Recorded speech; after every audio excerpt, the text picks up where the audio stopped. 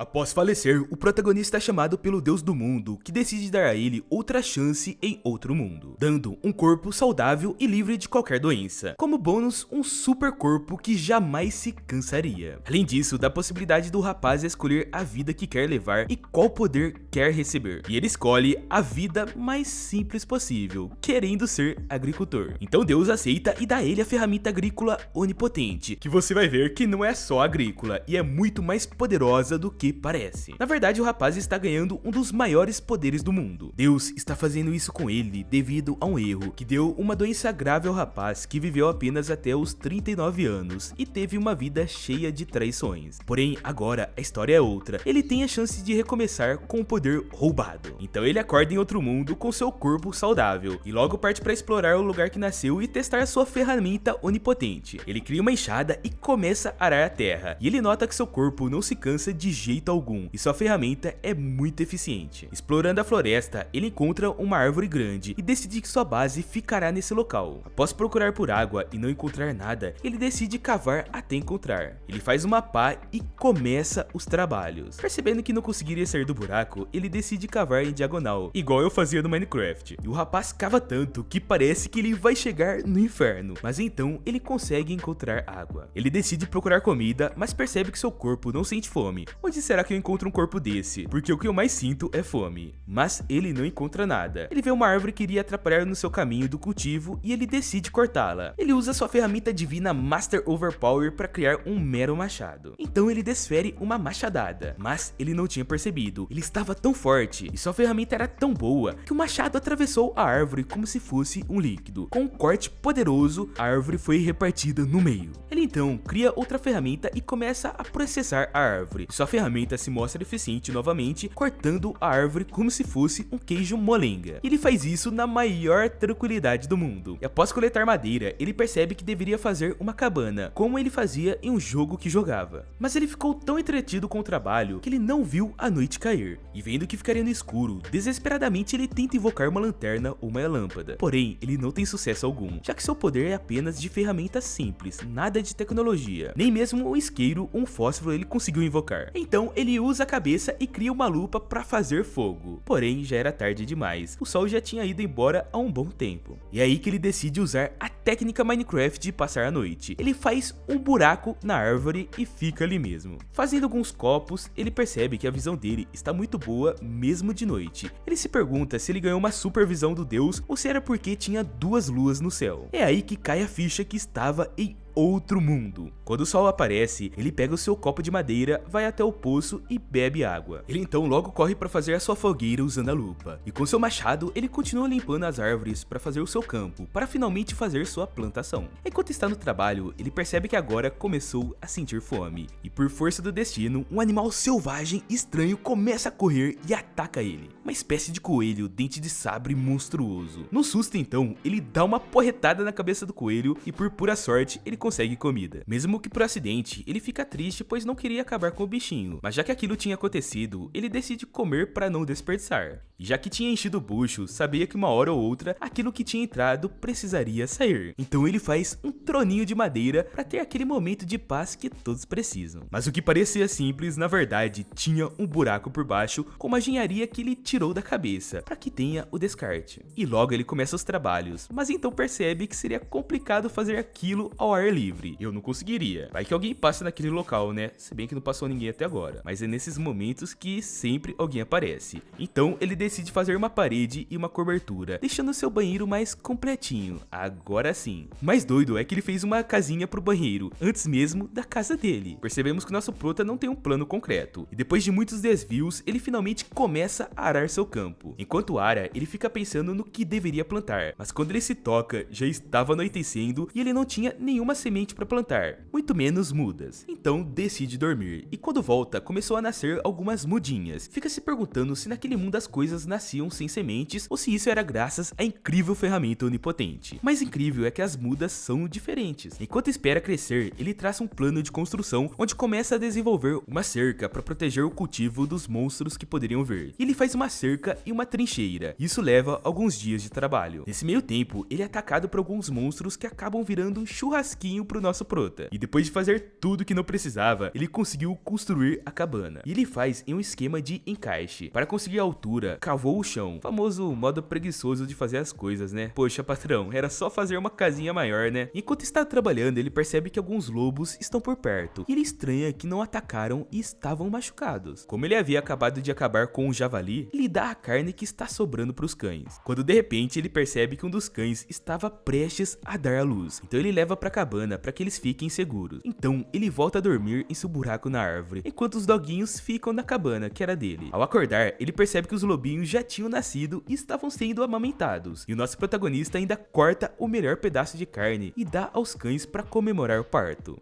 Que homem nosso prota é. Iludido, ele achava que os doguinhos iriam voltar para a floresta, mas depois de conseguirem uma casinha, comida grátis e água limpa, até eu ficaria lá. Se o protagonista quiser me adotar, eu tô aceitando, hein? E para não atrapalhar os lobos, ele decide que a cabana viraria a casinha dos doguinhos. Ele faz uma casa muito maior e mais completa para ele. E finalmente, as plantas estão prontas para serem colhidas. O incrível é que o tomate nasceu e está em perfeitas condições. Os lobos ganham o serviço de patrulha e ele dá o nome para cada um deles e alimenta com vegetais. E olha só, o protagonista percebe que tem uma necessidade de criar um local para armazenamento, já que a sua plantação estava dando bons frutos e ele sozinho não conseguiria consumir tudo imediatamente. Deus se pergunta como Hirako Mashio está, então decide dar uma espiadinha. Então ele vê que cometeu mais um erro, mandou o rapaz para uma floresta perigosa repleta de monstros. Ele pensa então em trazer o rapaz de volta, mas se lembra da regra que não pode intervir na vida de alguém, apenas após a morte, e espera que a alma do garoto encontre o caminho, já que não terá a chance de sobreviver. Coitadinho, né? Ao contrário do que Deus imagina, as coisas estão indo muito bem pro protagonista, e ele descobre como seu poder funciona, que basta pensar no que quer que seja, isso será plantado e a planta irá nascer. E ele descobre isso por meio de testes em áreas específicas. E ele também descobre tudo que planta com a ferramenta nasce mais rápido do que o normal, bem interessante. Com tudo dando certo e a vida dele estando tão bem e tão tranquila, ele decide criar estátuas aos deuses que propiciaram isso a ele. E ele continua sua vida tranquila, planta frutas fora da cerca e brinca com seus lobinhos. E com a ajuda dos lobos, ele explora a floresta até achar um rio. Após achar o rio, ele aumenta sua plantação, então começa a esfriar e ele tenta se cobrir com pele de coelho, mas não dá certo por causa do cheiro ruim. Enquanto isso, ele junta comida e lenha pro inverno, até que seus trabalhos são interrompidos pelo seu lobo, que lhe apresentou uma aranha monstro, que é fofinha e consegue criar tecido com base nas suas teias, inclusive roupas. Então temos mais um integrante pra fazendinha do prota, a aranha costureira, que agora vive na árvore e come batata. Bem diferente, bem diferente. O inverno chegou, mas o prota está preparado e com alimento de sobra. E ele passa esse período de forma solitária, principalmente porque não tem muito o que fazer. Quando chega a primavera, os filhotes do casal do cão já cresceram. Eles vão para sua jornada na floresta e voltam acompanhados com outras lobas.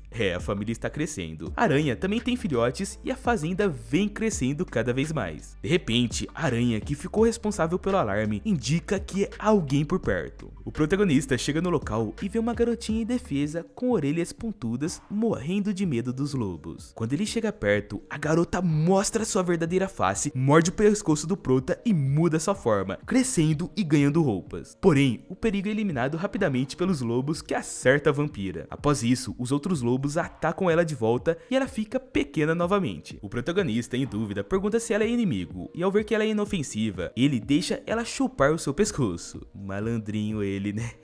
E ele percebe que ela não cresceu tanto quanto da outra vez e diz que ela poderia sugar à vontade, já que ele tinha muita vitalidade. Quando ela chega na fazendinha, ela fica impressionada com tanta fartura. Diz que nunca tinha visto essas plantas e que nem imaginava um lugar assim em meio àquela floresta. O protagonista dá um tomate pra ela e ela cai de boca. E eu fico impressionado como capricham na animação dos alimentos, né? Dá até vontade de comer. Olha que tomate bonitão. Então, ela pede pra ver os outros alimentos. E ele mostra os milhos, o rabanete e as batatas. De noite, os dois descansam enquanto ela está toda feliz mexendo em uma espécie de tela mágica. Será que é o celular daquele mundo? E ela explica que estava pesquisando plantas medicinais. Também explica que teve uma briga com alguns nobres que estavam tentando roubar a pesquisa dela, que mandou algumas pessoas perseguir seguirem ela. Então ela decidiu se esconder nessa floresta curiosa que serviria de abrigo e ajudaria na pesquisa, visto que aquela floresta é bem curiosa. Ela explica que essa floresta é muito perigosa e diz estar surpresa com ele ter domado as feras. Então, quando ela diz que iria voltar para visitá-lo, ele, um tanto que nervoso, pede para ela ficar com ele para sempre. Olha só, ele diz isso como uma forma de companhia, já que lá era muito solitário. Mas ela entendeu errado, achando que ele estava fazendo um pedido amoroso, e quando ela pergunta se era essa a intenção dele, ele não entende a pergunta e exclama que foi exatamente isso que ele disse. E ela aceita morar lá. No outro dia, ela aparece da sua forma pequena, que causa estranhamento nele. Ela responde que ficará assim como uma forma de proteção para ele não tentar nada de errado. Ela também pede para que ele cultive ervas medicinais, já que ela gosta de pesquisar esse tipo de erva. E esse foi o recap do primeiro e do segundo episódio de Isekai Nobiri no Uka. É um anime muito gostosinho de assistir, e depois acontecem muitas coisas nessa fazendinha e no mundo que eles vivem. Se gostou, se inscreve no canal para acompanhar os novos episódios desse anime maravilhoso, e já confere os 2 vídeos que estão passando na tela. Te espero no próximo vídeo.